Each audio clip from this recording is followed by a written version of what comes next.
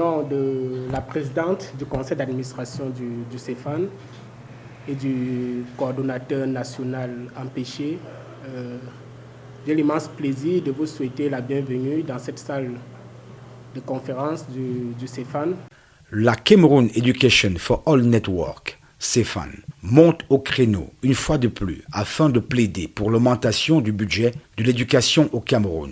Les membres du CEFAN étaient face à la presse le 29 décembre 2021 à Yaoundé pour rappeler au gouvernement ses engagements pris lors du sommet mondial de l'éducation qui s'est tenu le 29 juillet 2021 à Londres. Le Cameroun a clairement dit qu'ils allaient porter à 18,57% les dépenses publiques dans le secteur de l'éducation.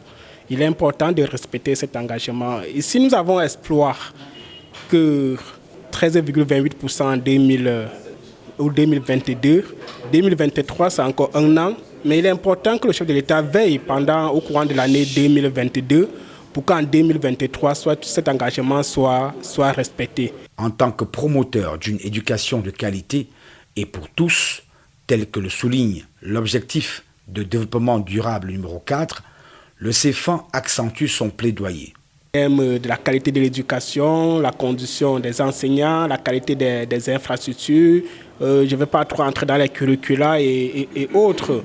Nous vivons tous au pays et nous connaissons les réalités de notre pays. Nous connaissons que dans les zones rurales, les enfants parcourent des kilomètres pour aller à l'école. Il y a pas mal de problèmes au niveau rural de notre pays et même dans les zones urbaines qui ne sont pas exclues.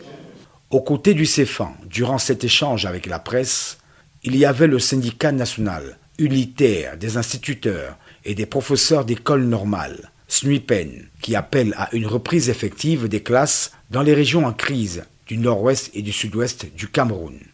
C'est une situation qui dure depuis longtemps.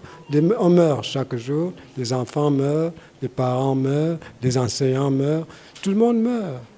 Comme disait quelqu'un à la guerre, c'est tout le monde qui meurt. Alors, est-ce que nous allons rester dans un pays où il n'y a que des cadavres?